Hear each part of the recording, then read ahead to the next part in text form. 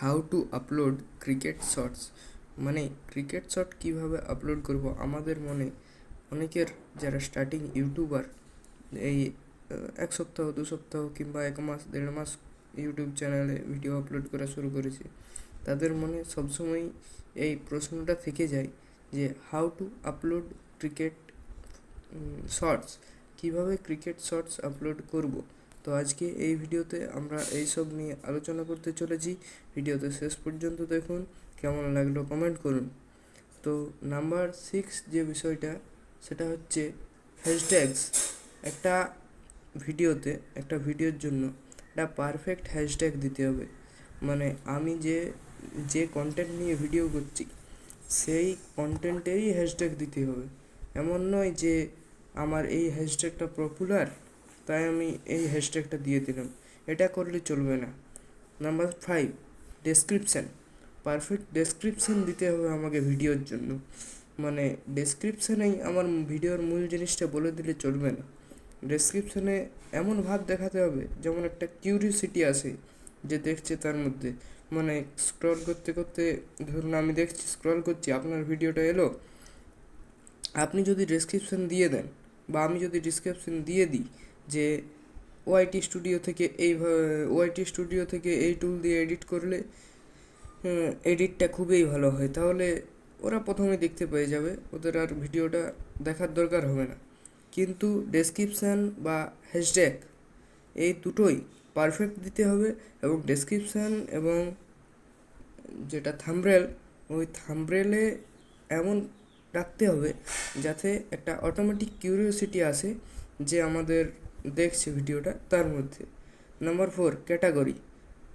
ধরুন আপনি ক্রিকেটের ভিডিও আপলোড করছেন, আপনি কি কখনো ভেবে দেখেছেন আপনার ভিডিওতে কী ক্যাটাগরি আছে? মানে প্রশ্নটা হচ্ছে যে ইউটিউব কি আপনার ভিডিও অনুযায়ী নিজের থেকেই ক্যাটাগরি দিতে পারে নাকি দিতে পারে না? উত্তরটা হচ্ছে না, আপনাকে নিজের থেকে ক্যাটাগরি সেট করতে হবে। হ্যাঁ, এখানে দেখুন আমি ওয়াইটি স্টুডিও খুলে নিয়েছি, ytstudio.com গুগলে। অ্যাপ থেকে কিন্তু হবে না, এবং যাদের অ্যাপ ইনস্টল আছে তাদেরও হবে না। এখানে আমাদের ডান দিকের কোনায় যে ছোট্ট দেখে সেটিংসের আইকনটি দেখতে পাওয়া যাচ্ছে, এইখানে গিয়ে এই দেখুন এইভাবে এই একটা অপশান আছে ক্যাটাগরি। এখানে আপনাকে ক্যাটাগরি সিলেক্ট করতে হবে। এই ক্যাটাগরিটা সিলেক্ট করার পরেই আপনি কিন্তু তবেই আপনার ভিডিওগুলো ক্রিকেটের ভিডিও যারা দেখে তাদের কাছে যাবে। তাছাড়া কিন্তু ধরুন ক্যাটাগরি নান আছে, তাহলে যে ব্লগিংয়ের ভিডিও দেখে তার কাছেও আপনার ভিডিওটা গেল, যে এডুকেশনাল ভিডিও দেখে তার কাছেও আপনার ভিডিওটা গেল। এটা কিন্তু গোলমাল হয়ে যাবে, কারণ সে তো স্ক্রল করে চলে যাবে, সে তো ব্লগিংয়ের ভিডিও দেখে, সে তো এডুকেশনাল ভিডিও দেখে, সে আপনার ভিডিওটা কেন দেখবে? এই জন্য ক্যাটাগরিটা আগেই ইউআইটি স্টুডিও থেকে সিলেক্ট করে নিন, তারপর আপনি ভিডিও বানাবেন। Number 3, content. হ্যাঁ, নাম্বার 3 টপিকটা বলার আগে বলে দিচ্ছি, যদি আমার চ্যানেলটি ভালো লাগে তবে এই ধরনের আরও টিপস পেতে সাবস্ক্রাইব করুন। নাম্বার 3 হচ্ছে কন্টেন্ট। কন্টেন্ট বলতে দেখুন, আমাদের মধ্যে এমন অনেকেই আছেন যারা আজ আইপিএলের ফাইনাল, আইপিএল সিজন চলছে। এখন আইপিএল সিজন চলা সত্ত্বেও বিরাট কোহলির সেঞ্চুরির ব্যাপারে বলেন, হয়তো ভিডিও ছাড়েন, বা বিরাট কোহলির সেঞ্চুরি বা আর অন্য কিছু, MS ধোনি আনব্রেকেবল রেকর্ড, এই ধরনের ভিডিও, ইন্টারন্যাশনালের কথা বলছি, এইসব ছাড়েন। কিন্তু এইসব ভিডিও আপলোড করা চলবে না। তখন আপনাকে অনলি আইপিএল, এরপর আইপিএল আপনি শুরু থেকে শেষ পর্যন্ত সব কিছু আপলোড করতে পারেন, পুরনো রেকর্ড, নতুন রেকর্ড, নানা রকম বিভিন্ন রেকর্ড। কিন্তু আপনাকে সময়ের সাথে মানিয়ে চলতে হবে, টাইম টু আপডেট থাকতে হবে। এরপর আপলোড প্রসেস। আমাদের মধ্যে এমনই অনেকে আছেন যারা এই আপলোড প্রসেসটা জানেন না। দেখুন, ভিজিবিলিটি বলে একটা অপশান থাকে যখন আমরা ভিডিও আপলোড করি, ঠিক আগের স্টেপটাতে।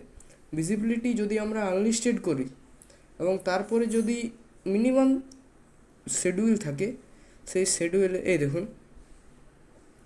এই শিডিউলে যদি আমরা মিনিমাম আধ ঘন্টা দিই তাহলে সুবিধা না, শিডিউলে আধ ঘন্টা দেওয়া মানে ইউটিউব ওই আধ ঘন্টাতে আমার ভিডিওটাকে অ্যানালাইজ করছে এবং সে তার কাছেই ভিডিওটা সেন্ড করবে, যে এই ভিডিওটা দেখে আমার, মানে ক্রিকেটের ভিডিও বা এই ধরনের ভিডিও যে দেখে সে তার কাছেই ভিডিওটা সেন্ড করবে মিনিমাম আধ ঘন্টা।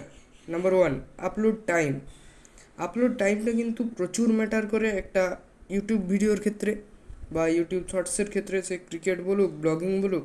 আপলোড টাইম, যদি তুমি ক্রিকেটের ভিডিও আপলোড করছো তাহলে তোমাকে আফটার 9 PM ইন ইন্ডিয়া, ভারতে রাত 9টার পরে আপলোড করতে হবে, কারণ ভারতে বেশিরভাগ মানুষ সজাগ থাকে রাত 9টার পরে, এবং পরবর্তী 12 ঘন্টা আর আমার মনে হয় কোনো ভিডিও আপলোড করা চলবে না। তো আজ এই পর্যন্তই। যদি এই ভিডিওটি ভালো লেগে থাকে তো আমার চ্যানেলটি সাবস্ক্রাইব করে দাও। Thank you so much.